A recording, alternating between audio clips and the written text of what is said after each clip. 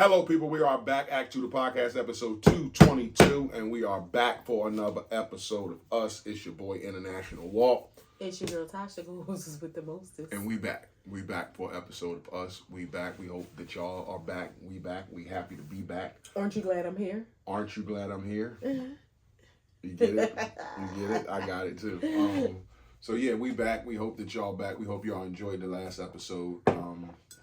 Shit's been slow this week, but we got shit to talk about. So let's platforms that we are on are Instagram, YouTube, TikTok, Facebook, Apple Podcasts, Spotify, iHeartRadio, Amazon Music Podcast, Index Podchaser, Google Podcast, Player FM. Y'all fuck with us, we fuck with y'all. You know how it go. You changed up the whole slogan though. No, I didn't. I still say it. Let's get right to the show. How are you? Let's get right to the show. How are you? I'm good. I'm straight. I would say my mentals is probably a 9. Head feels strong. Nothing going on. No stress. No drama. So mentals is a 9. Finances always gonna be an 8. Try to be a blessing to others. This guy is a blessing to us. Work is a 9. Getting closer to the end. Getting closer to the end. So yeah, that's good. And the job looks good. So a lot of people are happy. I'm happy. Something about construction when you just have an empty space that didn't nobody want for like 8 years, 10 years, and then you do something to it and make it nice. It just feels good. It's like you had a baby. Yeah, it feels good. Everybody's like, oh, look at your pretty little baby. Yeah. Physically, I feel like a 10. I feel great. Been to the gym every day this week. Back on the hard grind, a little light jog here and there. Just been into it. I got to get back on the eating part of it. Is with cutting down on my chips and stuff like that. Having less chips because it just feels like I'm killing my workout sometimes. Bag of chips here ain't bad, but a bowl, gotta stop that. So yeah. Stop ordering them. Not necessarily ordering, but the little bags is okay because I can have a bag here, a bag there, but sitting down having a bowl of chips like it's Super Bowl Sunday, that's gotta stop. Okay. Yeah. So do you want me to stop buying them, or you just want to practice self-control? Yeah, I'm gonna practice self-control. I'm still gonna eat chips, but I'm not just. No, I meant the big bags. Did you want me to stop buying them? Oh yeah. You probably can stop buying the big. I'm sorry, I misunderstood you. Probably can stop buying the big bags and still buy the little bags. Okay. But yeah. So how are you? I am doing good. Mentally, I'm probably a 9 as well. Feeling good. Yeah. I was going to say what you did. No, I'm feeling good. We about due for a mental break. A little relaxation. Even if it's not like completely relaxing, it's active. It's just like a separate, a deviation from our routine. But I'm a 9. I feel good. Finance is always an 8. Thank you, God, for His blessings and allowing us to be a blessing. And work is a 9. Really, work is good. Work is good. And physically, I feel good. I'm a 9. Been going to the gym. I didn't make it today, but I'm not being hard on myself. I had to work, and shouldn't be. I don't want to go to the gym. But so I don't want to go like in the evening time, but in the late afternoon, it is like rush hour in there. So if I can't make it by like 3:30ish, and 3:30 is really pushing I was it. ready to say 3:30 is pushing It's pushing it, but like if going at 4:00 is like no way. Our gym is not even small, but it feels tiny. Like it is people everywhere on every machine buzzing around. Can't do it. So I didn't make it, but I've been, being consistent, and I feel good. So yeah. What's your whys and woes? Ups and downs, stops and goes, blacks and whites. Yeses and nos. Niggas and whites. My wow is Niggas and whites. Yeah, right there. Yeah. It tickled a little bit. My wow is my nephew, my big nephew, my grown nephew. He'll be 21 this year. Hold on. If she's about to say something about our nephew, why I don't know about it? I mean, it's not like I'll tell you. Okay, I'm just finding out now in front of the people. No. It's like, well, I don't know about it. It could He have been my texted me this morning and just said he loved me and have a good day. Oh. Yeah. A nigga never text me. Well, usually his texts are, a Cash App request or something. And I'll say it's few and far between, and I told myself, like, I don't get upset about it. Like, I don't hear from him that often. If I do text him, he responds. If I'm talking to my sister and he's there, we communicate. But he's 20 years old, like, but today it just was a reminder of, like, when people say you teach people how to love you, you teach people how to care for you. And with kids, it's the same. And, all my kids know that I text them randomly. I don't always expect their response, but just to tell them, have a good day, I love you, or hey, just thinking about you, I love you. And just to see that text from him was like, it's working, like, I do a good job, it made me feel good, like, damn, it was like 11 o'clock, because his day starts a little later. He works at a hospital, but his day starts a little later, but it was just like, oh damn, like, I see his name and I'm like, he need $30, but he ain't need $30. So yeah, it was good. That's cool though. Yeah, it felt good. Cool it's few and far between. Say stuff like that. That's cool. Yeah, it's few and far between, but it felt good. My woe, I'm not gonna make one up because it's nothing like pressing on my heart right now. Like, so I don't have a woe. Cool. Yeah. How about you? To piggyback on you, we got no woes. My wow is my nephew texted me this morning. It's like, he said, hey, I love you. Nah, he didn't. But I'm just alive. I'm happy. I'm active. I'm moving around. I'm back. I feel like myself again, even though I know I'm not like 100% healed inside. Probably won't feel like myself for like a year, but I'm good. I feel great. I can do whatever I want to do in the gym, and that's what matters to me. And my job isn't a hindrance no more. The little things that was hindering me, like maybe getting out of the car sometime, my jeans sometime, all that kind of stuff is just like gone. Sex, yeah, all that kind of stuff. I can like really pound now. No, you didn't. He didn't need to. What? You can. I can really like pound now. So yeah, before it was like a light pound. Now it's like I can really do a heavy pound. Yeah, I can do moves. I can lift my leg up. I can do all kinds of stuff. But yeah, so that's it. Can I cheat and have one more wow? And this hope maybe a collective thing. Even though I have my own gym membership, we have been going. We've actually like been kind of going together sometimes. Then one day I was coming, he was leaving. He had to let everybody know I was his. Like, come over here and give me a kiss. But I'm about to say that's what you want to tell people. No, but no, just us going to the gym and just seeing you like it feels good. No, we kind of go our separate ways to do the different things that we want to do, but I enjoy seeing you getting back into your groove and like really doing the thing, and it just makes me feel good. Like even if we're not together, just knowing that we're on this journey together. I feel that. That's all. Yeah, I feel that. What's going on in the world? Trump tariffs. Let's get it over with. Trump tariffs. The tariffs going on. We don't usually talk about Trump. We try to stay away from Trump, and we have for about 8 weeks. Yeah, we dibble. We talk a little bit here about major headlines, but when he out here just when he out here just wilding, it's got to be discussed. The tariffs, 125%. The fight between him and China and everybody else, the trade war he's going to start, that people are, I think, laughing at. Like, Trump out here wilding. Look, he putting shit up to 125%. I think all this stuff is going to create a trade war or some sort of depression of some sort. Just like, I think I saw a meme that had lists like 3 different presidents that did this over like almost 100 years apart. Somebody in like 1829, somebody in 1930, and now him almost 100 years later. And every time that shit led to a bad depression, which almost tracks with the world seeing like a pandemic, something we never saw before, and having to spin our tails into what do we do, how do we react. And I think the same thing, like people don't realize what a depression might be.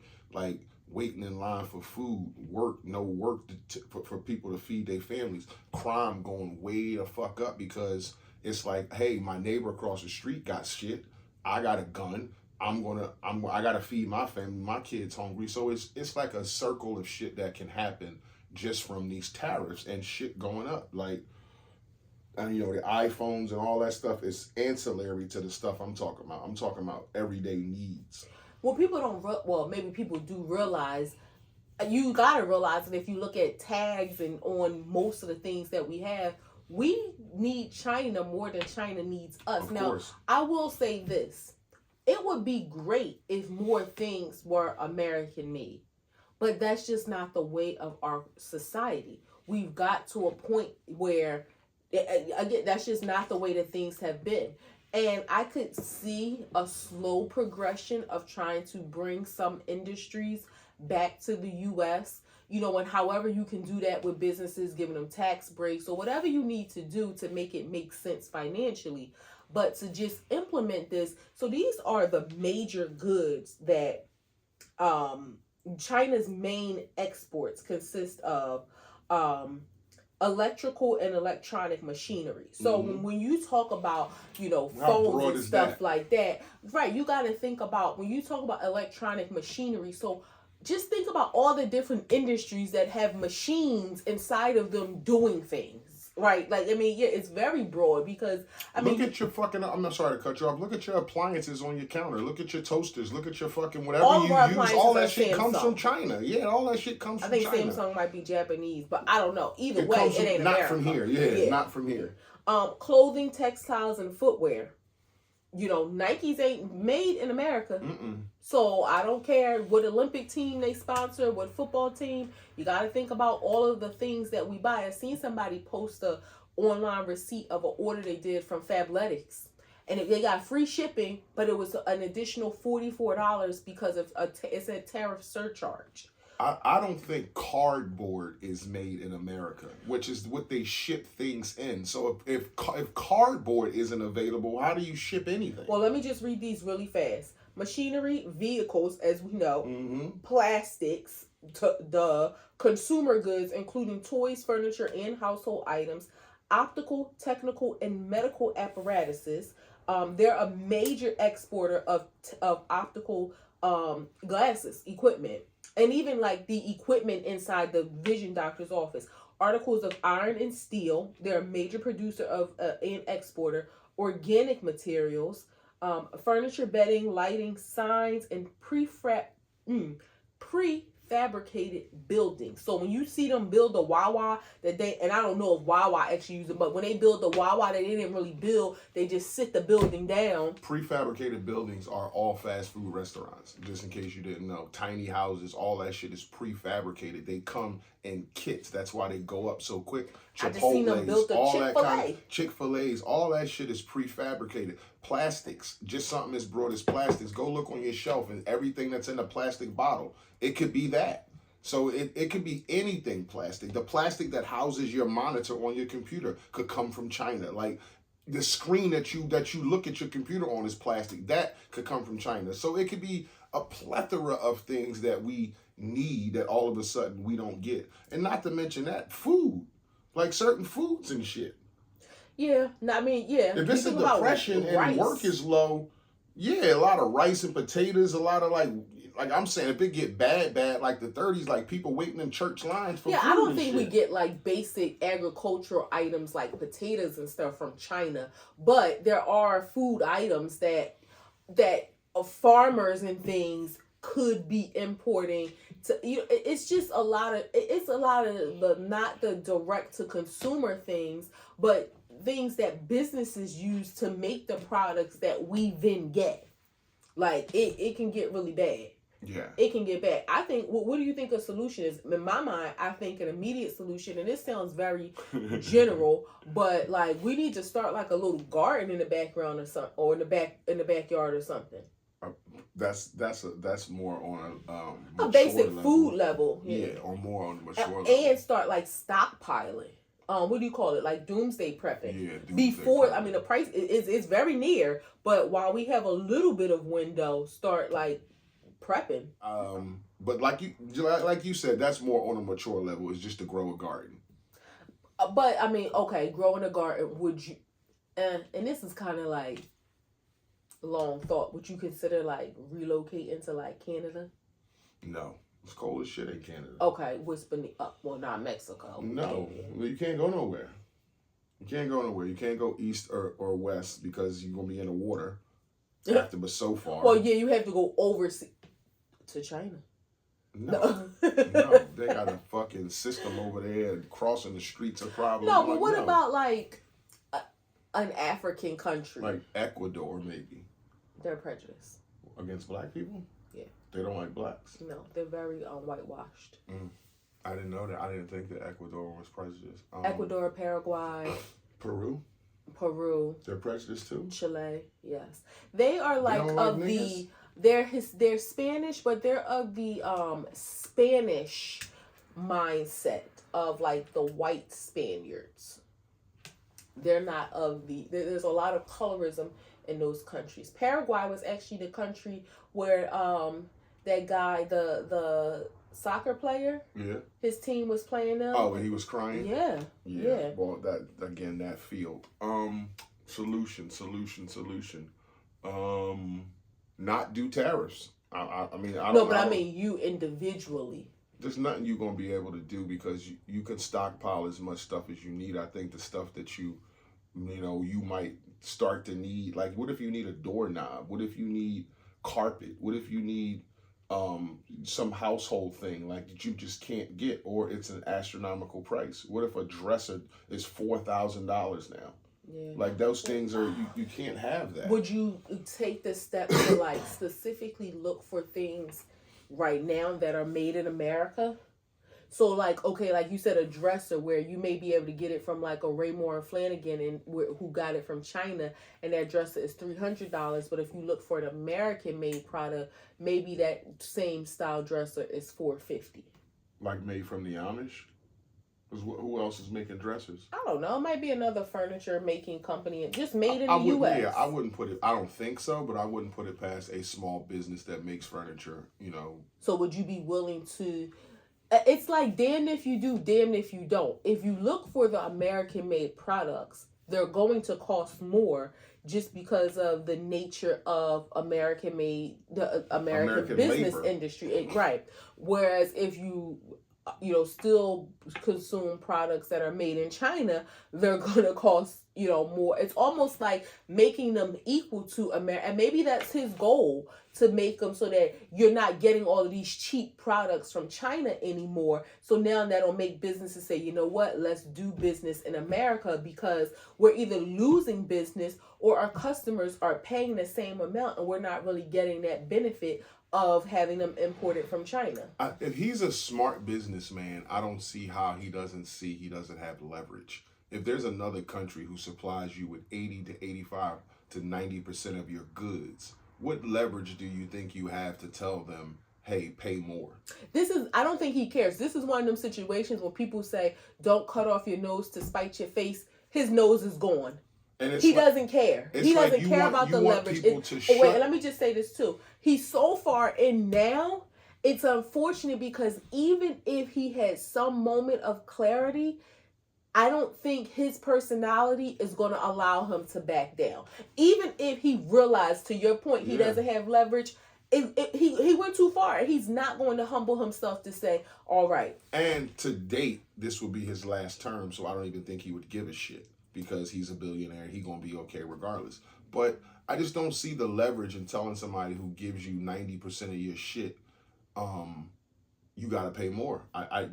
Like she said in the beginning, you need us more than we need you. So y'all need more shit than, like, we supply most of y'all goods. Right. Plastics and chips and fucking computer and motherboards, like all kinds of shit that they supply. Your goddamn a diffuser, like everything comes from China. You open these boxes, they have Chinese directions. They come from China. So I just don't see the leverage or the smart business move if he's supposed to be a businessman. Yeah, I think you're risking 90% of the people for 10% of what might pan out. And it's like you want people to shut down warehouses and companies and come over here, build infrastructure, hire unionized people, and make shit. Well, it doesn't. I mean, I hear what you say about people the not going to unionized. work in this country without a contract. That's just what it is. People not going to work and sign up and do 12-hour jobs making jeans and sneakers and shit, not unless they unionize. But I mean, not every job is unionized. Like when they talk about like the call centers and stuff that were shipped overseas. Not all call center workers are unionized. So there are some companies that are here that they're not in a union. But again, you do have to look at how the business is structured, where instead of paying, $69 an hour. cents. Oh, well, I'm sorry, $6. You got, what's the minimum wage? $15 now in most states? I don't know if it's most, but and I know in New Jersey, I think it's like actually maybe 17 now. But yeah, but you still got some states where it's 7. Pennsylvania is still 7. Wow. Pennsylvania didn't go up, which is crazy. I always said, it's nowhere in the world I would work at McDonald's in one state and I can go across the bridge. I think you might be right, it's 15, and make double what I'm making. I would walk across the bridge every day if I had to. If you tell me, and think about that McDonald's when you go over to Tacony.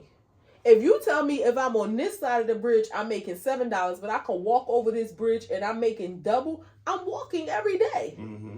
I'm walking, or I would take an Uber. That is something, we're going to figure something out.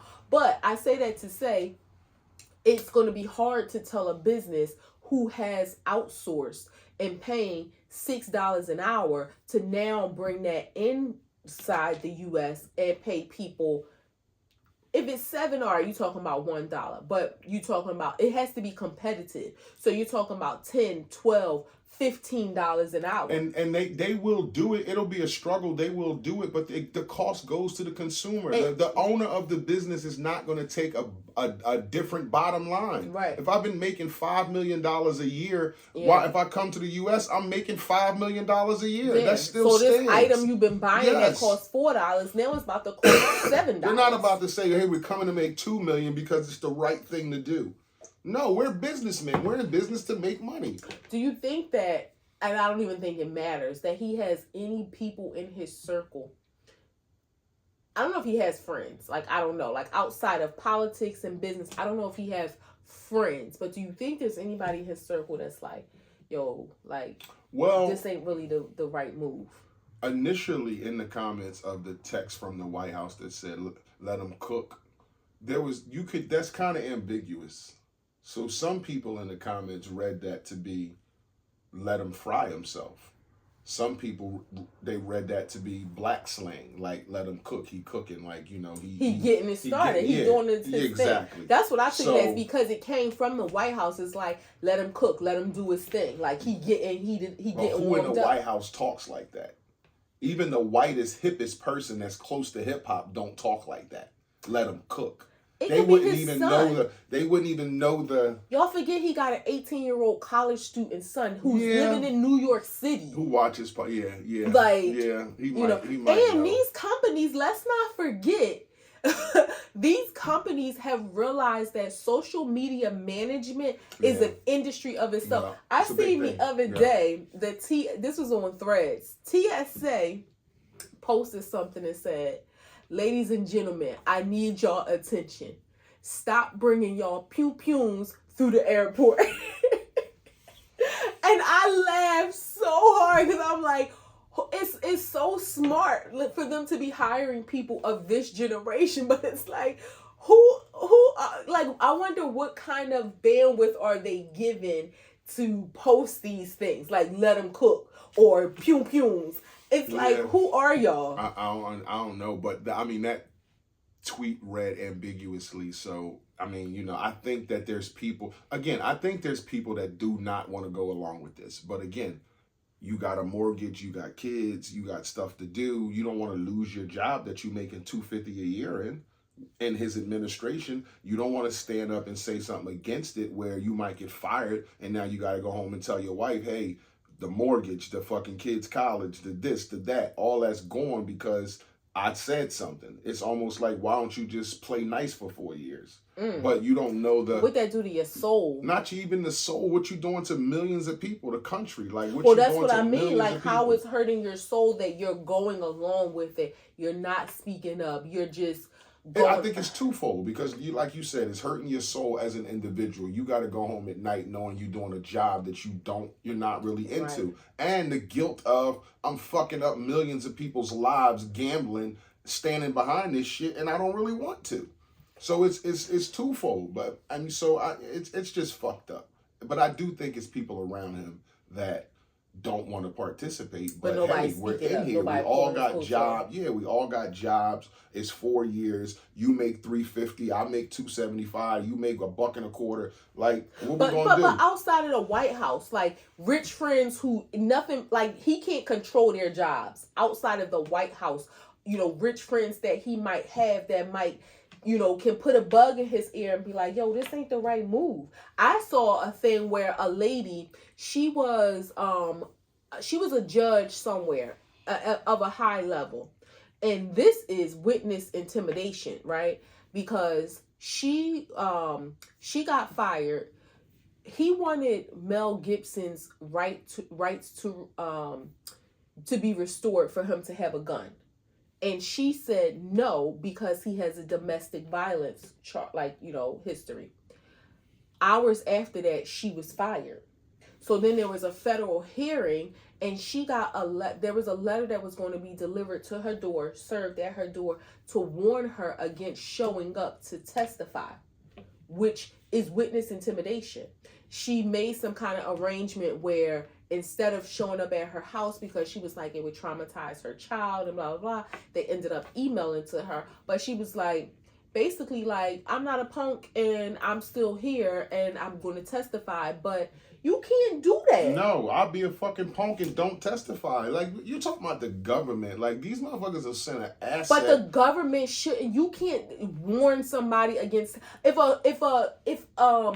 let's just say Diddy, he did get in trouble when they said witness intimidation or like trying to get people not to come and testify against him. So how can the government turn around and do that? Because it's the government. Did you see Jason Bourne? Well, okay, so I've seen all right, Jason so Bourne. they can That's do whatever they want to. movie. Just like that news guy that was, he was blowing the whistle over something in the government a couple years ago, and his fucking car just started doing 125 miles an hour and crashed into a wall. Yeah. So it's a lot of the guy that was tied next to a tree. They said he killed himself. Suicide, and he had a shotgun blast his head off. Like, it's a lot of stuff that they can do to you when they intimidate you that way. And if they don't want something out, then okay, I'm not going to be a whistleblower. Right. So I went that way to say, like, Mel Gibson, I guess, is one of his friends. So, I mean, you have friends who your job in politics doesn't impact them. No, y'all don't have a relationship cool enough for anybody to be like, yo, what you doing? Like, this ain't right. Then you won't be his friend no more. You won't be in his pocket. You won't have that asset, that thing that you can call. This guy's got a lot of power, and that's the thing about it. I don't think there's a lot people can do because he has Supreme Court justices in place. He has people in Congress in place. Most of the Congress is Republican now. The Democrats are trying to win it back, but he has people in place that think his ideology, even if they don't think all the way through like the shit that he's doing. He's a part of the party, and they're gonna ride with him. It's fucked up. Hope shit gets better. Take it day by day. Stay close to God. This next one is a double entendre. Carmelo Anthony spelt with a K. Carmelo Anthony spelt with a C. The one spelt with a C is going to the Hall of Fame. Seen his whole career just like Kobe and LeBron, and he just well deserving of going to the Hall of Fame. He's just a cool cat. I like Carmelo a lot. So yeah, shouts out to Carmelo. Was he a great player like that? He was an awesome player. He was like one of the best bucket getters ever. Okay. So yeah, he was strong. He had mid-range game, 3-point game. He made his foul shots. Like he was a sniper. It's a shame because I feel like players like him, to non-sports watchers who just, casual sports watchers, his off the court life overshadowed his on the court life. Yeah, and he's an underrated player suppressed by the NBA because of his attitude and, you know, who he used to, you know, his whole Brooklyn crew and all that kind of shit. So, and it's just attitude of bucking the system. So that's why he's not, you know, elevated. But he could have been the face of the league. But Carmelo Anthony, spelled with a K, was a track star who went to a track meet and murdered one of the guys that he was running against. They got into a little bit of back and forth, and he stabbed the dude to death and murdered him on the track.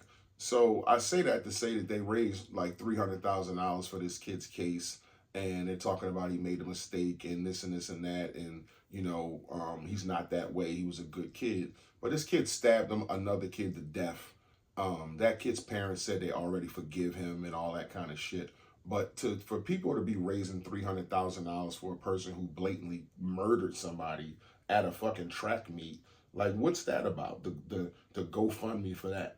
Like, what's the support behind that when we see kids that, you know, if you get into an accident, and then he admitted to, I stabbed the kid to death, but now that he got to go to court, his defense is self-defense.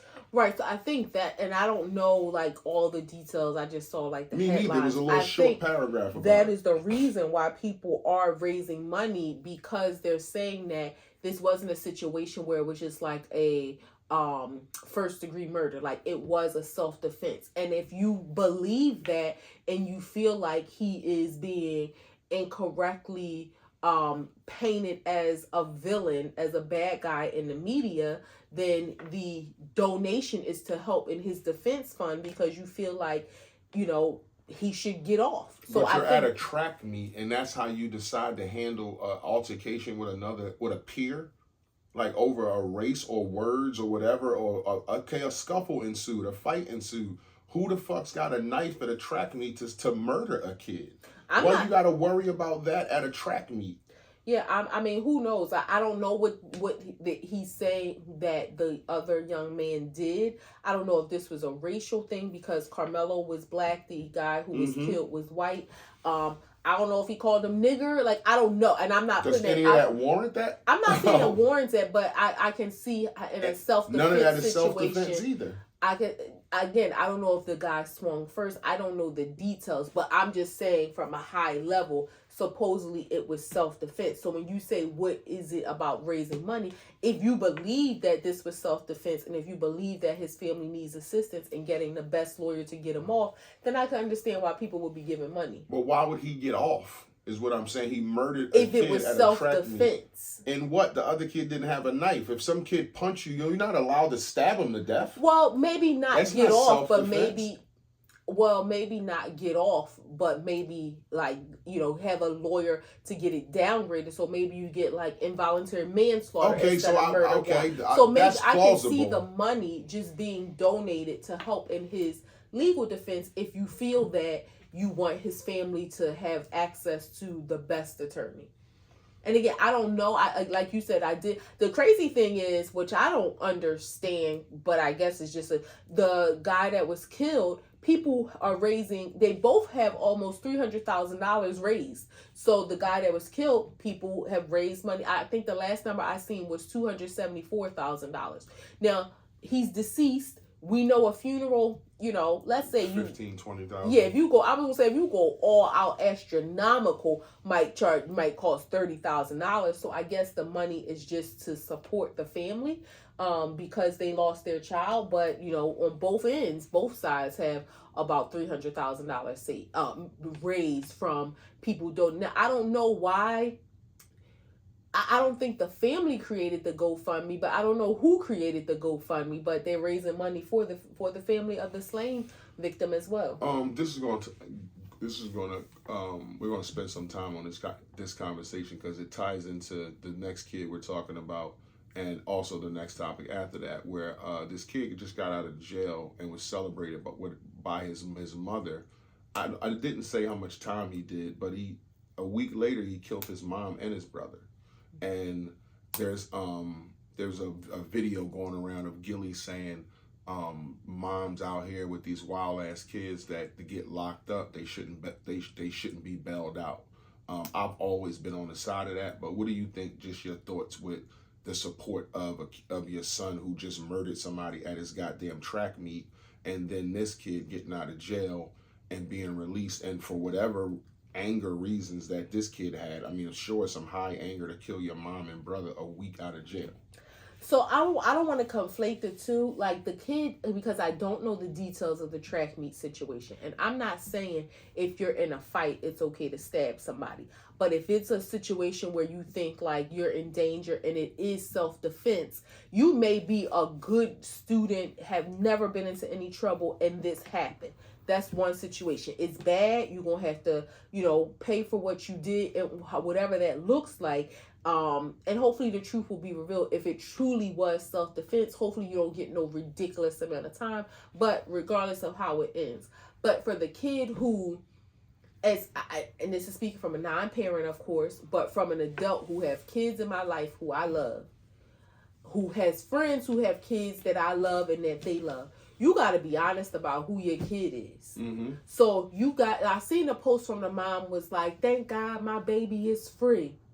And it's like, okay, I don't know what he did to get him in jail. I don't know how long he was in jail. Sometimes you need to be in jail a little bit longer. Sometimes like you need to do your time, because now, especially nowadays, it's so many young people in jail. They go to jail and it's like a reunion, mm-hmm. and they're not there long enough to really reap the benefits of being in jail, meaning like to really be punished. It's almost like, I feel like, and I've said this about grown men sometimes, but even kids on a different level, going to jail is almost like a break for them. And I say that because, say more words.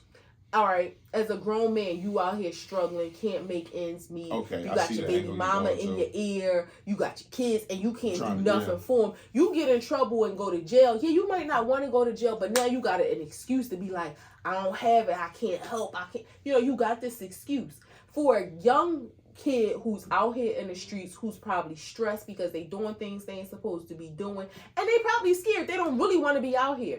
Jail is kind of like I don't have to fake and be hard out here no more. I because I'm not out here. And I think a lot of these young kids is out here and they don't really want to be, but it's the peer pressure. They can, but they can't just stay home because they feel like they homies out there. When the homies say, come on, we about to ride out on these niggas up such and such way.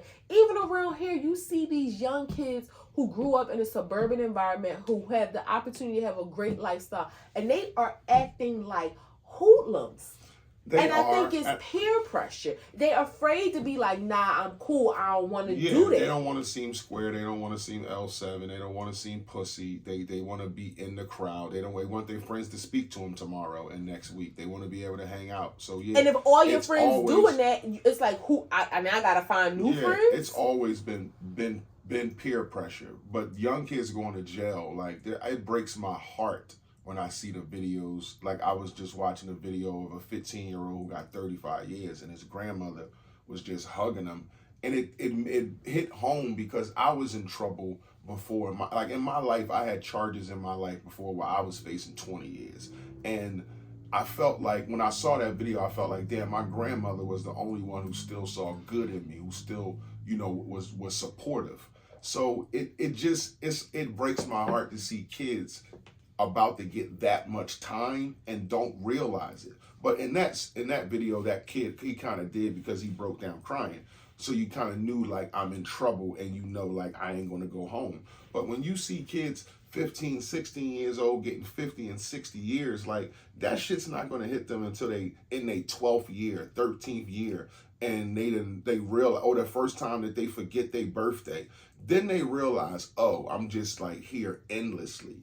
Like, I'm going to be here for a while. And a lot of times when these young kids, they go to jail, they still got to be tough, Tosh, because it's pick a side. It's gangs now in jail. So it's Bloods, it's Crips, it's whatever you was repping out here is in there. And in there, they make you pick a side and prove your toughness. Where it ain't no gun. I mean, land. Where it isn't any guns, it's shanks and stuff like that. But a lot of times you got to knuckle up and prove that you are tough. So maybe in those situations, they can get a chance to denounce that shit and fold and be who they are, and then you never know. You might get a wallow or something like that. Right. But in there, it's the same thing. You go in jail, yeah, you with all these people that you see and knew, but they ganged up. They pick a side. You with them or you with us.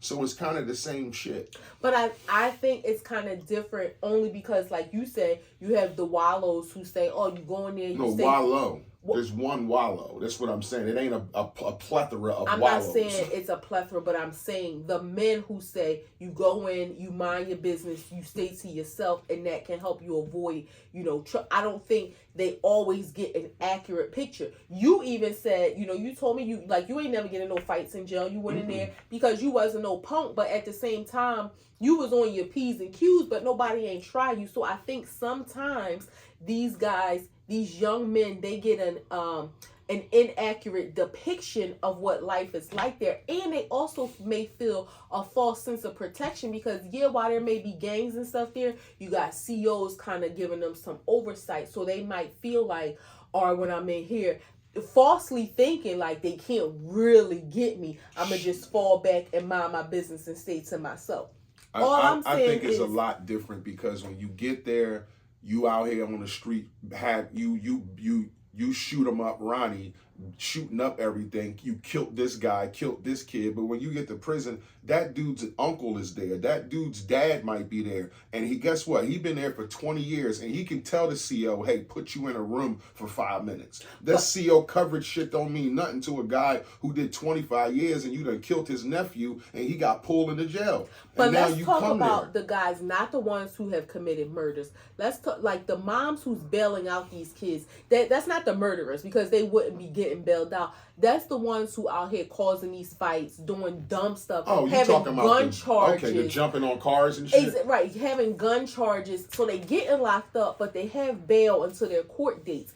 Those are the people who I feel like they parents should let them sit so they can realize like, oh, it can get real. Like, don't bail him out and then he got 3 months into his next court date because they're not really he didn't really get a chance to feel that punishment. So he got out and it's like, if your son got kicked out of middle school, 2 high schools, then committed an armed robbery, would you let him sit for a year?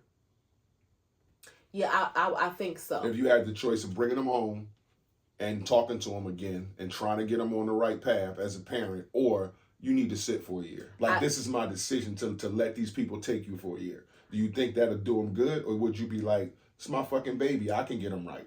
I think so. I think with that history that you mapped out, I think it would have proven that I can. You talking about 3 schools you done put out and now you're robbing? You're committing crimes? I mean, it's hard to say what you would and wouldn't do. I hope that I would be able to detach my heart and know in my mind that this is the right thing. Because I can't, I've tried and I have failed because we're at this point. So maybe the penal system can help you. Something either you going to jail or I'm going to find an uncle that you got in Utah and you going out there. But something got to give. You can't stay in this same environment. So you go to Utah and learn how to ride some horses and become a cowboy, or you go to prison. So we would have to find a way because obviously I would feel like what we're doing not working. Right. And I think that's a hard decision to make. And I get why parents may struggle with that. And I don't know why Gilly said moms, but moms or dads, I'm sure as parents that is a hard decision to make, to know that your child is going to be in jail because it's dangerous in there as well. It's a lot of videos going around that's, that say Ayanna Van Zant, she said this to a mom who was, put her son down and he was, they was having some reconciliation that mothers fuck up sons. And I think that's where that comes from with that.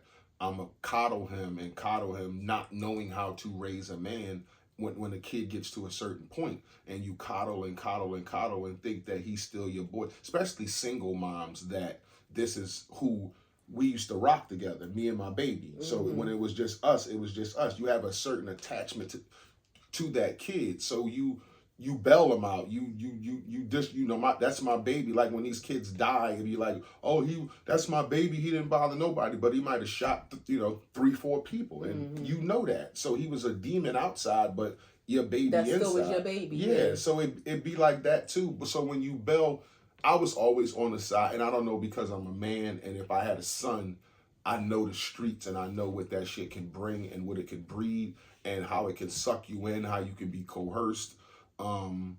So yeah, I think I would be on the side of, okay, if you got kicked out of middle school, 2 high schools, and now you robbing people, yes, if I had the option to let you sit for a year, you're going to sit for a year. Yeah. I think you need a long time out.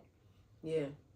Yeah, hopefully you get it right. Most parents might be like, hey, how could you do that to your kid? Or, but hey, if your kid is the next thing he do, he might get 25 years. So, hey, why don't you sit down for a year and think to see if you really want to go on this path? Yeah. Sometimes punishment is needed.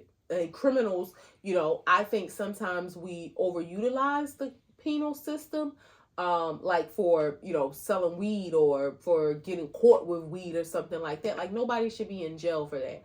But I do think that punishment is necessary in some instances, depending on the crimes that you commit. Because if there is no punishment, if there is no consequences, then where does it end? Where does it end? You're doing an armed robbery. You're going to be breaking in people's houses, and then something go wrong and they shoot you and kill you. Or, they, have a gun too. Now y'all both at each other with a gun. Who's going to win here? Mm-hmm. So it has to be consequences, or you're going to go down a path that ain't going to be good. I might have asked you this before, but you got a grown son. Like, what crime does he have to do for him to lose your support? Is it only like if he mess with kids or something? Or would you still support your kid even if he did that? He would still have to go to jail, and I think I ain't talking about jail. I'm just talking about your support. Would you still go see him, send him money, make sure he okay if he messed with kids and had to go to jail? Say like a 30-year-old son.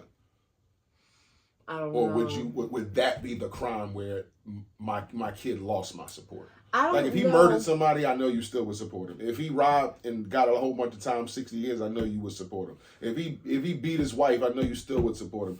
If he messed with a kid, would that be the crime that you say you do not have my support no more? But support is subjective. Like I'm supporting you going to jail. Now, does that mean I'm never talking to you again? Yeah, the things that I listed. I don't know if there's anything like that would visits, make me talk. Money on your books, calling you just to make sure you okay, just keeping somebody in your life. Yeah, I don't think there's anything that would make me not talk to my child, but it would be a different level. Like you would have to be getting some treatment. You would have to be, I wouldn't make you comfortable. Now I might not put no money on your books. But what if he's in a prison and it's like, there's no treatment for pedophiles. So it's like, what am I supposed to be doing? I'm locked up in fucking Angola for 35 years. There's no treatment here for pedophiles. Well, I'm trying not to get killed every day. Behavioral health, they have mental health services. Like they have therapy and counseling in jail, don't they? Not for pedophiles. They don't. I mean, in general, don't they have? Yeah, they have like therapy. Okay, well, you need to be going to therapy. You need to be active in that. It may not be specifically for pedophiles, but you need to be getting some therapy services. Something is wrong with you.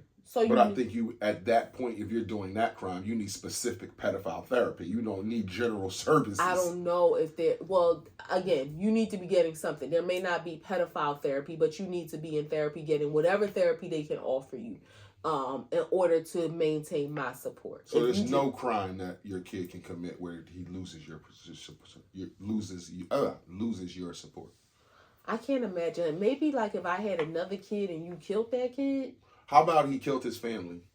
He murdered his wife and your 3 grandchildren. Yeah, I mean...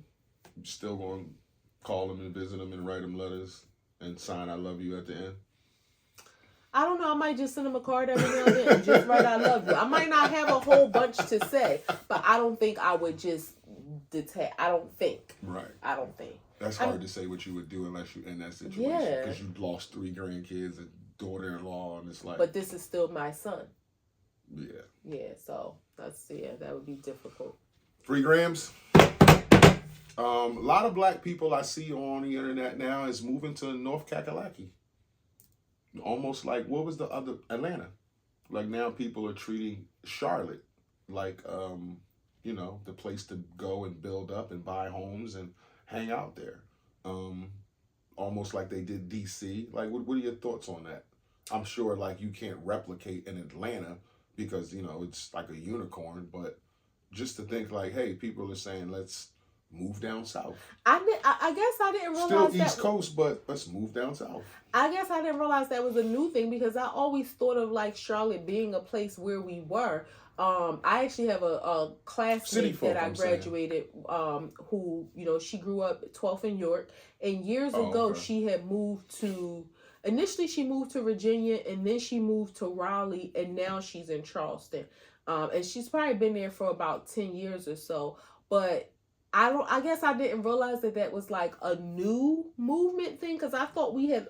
Well, I hear what you're saying. And that's one person. I'm sure you can relate, but I'm just saying, I wasn't aware that there was like this new migration to Charlotte. And I've heard great things about Charlotte. I did too. I'm not saying anything bad about it. I just wondered if you heard the new wave that people are moving to North Carolina and starting little businesses, buying homes, and there's like an influx of black people trying to migrate, like you used the word, trying to migrate there like they did Atlanta and DC.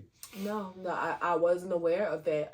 But I mean, I don't, I think that country life is probably great. A lady that we know who owned the candle shop, A Millie Little Thing, she closed up, moved to South Carolina, and the video she showed with the land, with the fresh fish that her brother-in-laws are like catching, it's like, I was thinking about this. I was like, if I could get a job making what I make now in one of those states, I definitely would move, especially because I have the access to and the credentials to. But yeah, if I could. But also think you may.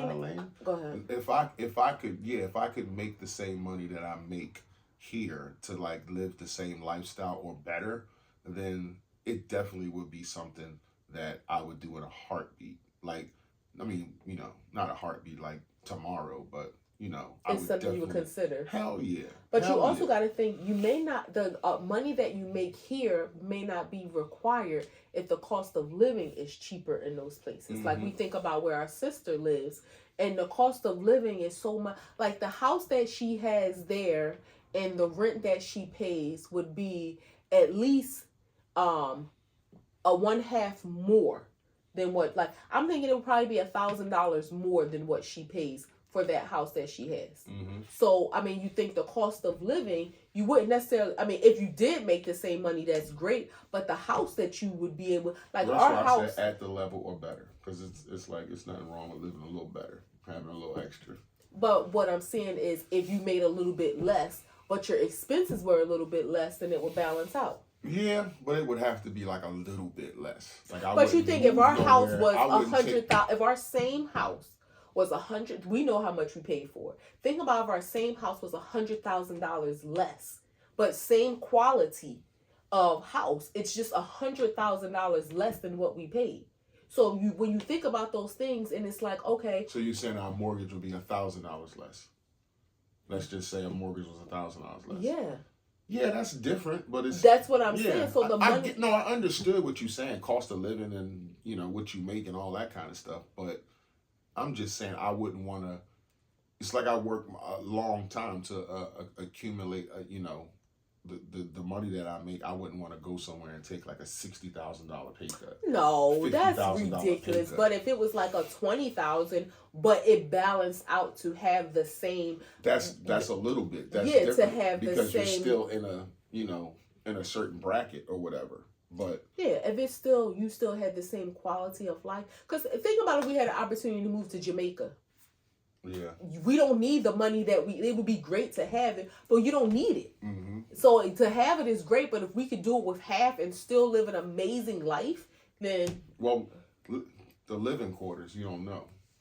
Because what they consider luxury might not be even suitable for you. You try to be modest around shit, but you kind of fucking you bougie too. Well, we You haven't bougie really too. seen all. We haven't seen that luxury living in Jamaica. You don't want concrete walls. No, I need some sheetrock. Yeah, you don't. So that's what I'm saying. You that's not what you want. You're a little bougie too. So we're moving to North Carolina. We leaving the kids in jail, and we moving to North Carolina. Graham too. Did you hear about the DR rooftop fall? I did. Killed 124 people. Yeah, I was at a meeting today, and one of my colleagues is from Dominican Republic. She visits every year to see her family. And another partner that we work with, he was there and he was telling her about it, and she was like shocked, like visibly shaking, and she went to get her phone because she hadn't heard about it. So, and you know what's just so sad when you because when the story first broke, it said like 13 people were killed and like all these people were hurt. Injured, yeah. And then it said 66 people. And then it said like 108 people. And then the last number as of this afternoon was 124. Like, that is horrible. And then there was a pretty, I don't want to say famous because I'm not sure, but a pretty popular singer that was among the casualties as well. I don't know the person's name yet, but that's freaks horrific. Me out when you see like large quantities of people on decks or rooftop decks that they just collapse. It's like, I know everybody's having a great time, but this fucking deck say it holds 60 people. Why is it 150 people out here? Like, this shit's not, it's gonna fall. And I'm not saying like that's what happened, but that shit always is like in the back of my mind, like a fear of mine, like being on a deck or especially a rooftop deck. Cause it's like, and me, I'm a builder, so it's like, what the fuck did y'all build this with? Yeah, like, would y'all put these on 12-inch centers or 16, or did y'all put them on 2-foot centers? Like, is this shit bouncy? What kind, is this 3/4? Like, I'm thinking of all that shit. So that's just a shame. 124 people died. And it makes me think, people on the rooftop deck, but there's also people inside the building, and it fell. That's what I'm saying. Them. People got flat because when I've seen decks fall before, and lots of people don't die if you're on top. Right, but you just may get injured. Yeah, if you get flattened, that's just crazy. Horrible. That's crazy. And you think of a place like, you're in Santo Domingo, you're in Dominican Republic, you live in a beautiful place in the islands, you're probably having a great time, and yeah, it's just horrible. Condolences to those families. That's a lot of people to lose their life at one time. I know. Gram 3.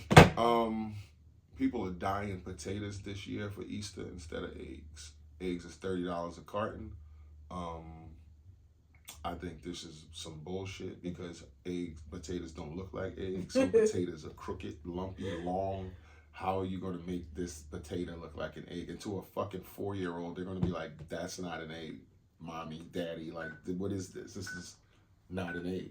My thing is, if they don't know, just don't tell them. You can't shape it because then you're taking the skin off and the dye ain't going to take. But you go and get the fake plastic eggs. They're better anyway. Oh, the ones you pop off and put a little treat in. Some money Peeps. Or stuff in there, Stuff a peep in there. It's going to come back to shape when it comes out. Hershey Kisses, don't put no damn peeps in there. Some jelly beans or something. But, yeah, to be dyeing potato, it's funny, though. And it just goes to show. And I can't even think how it would take color. Like, the color would probably seep into the potato. Like, I don't think it would take color in the same way that the shell of an egg would. And shaped it like an egg. It probably would dye the potato the color you want it. But I think it would seep in. Right, better than the skin, but it would seep in, so you probably wouldn't truly see the color on the outside. You might not get a bright blue, but you get a shade. It ain't white no more. Leave the food alone. Just let the kids know. What can you get to make it look like an egg, though? There's not a fruit you can get to make it look like an egg. A banana, maybe? No, like there's a fruit that's small. Maybe like a kiwi. Dye them or something.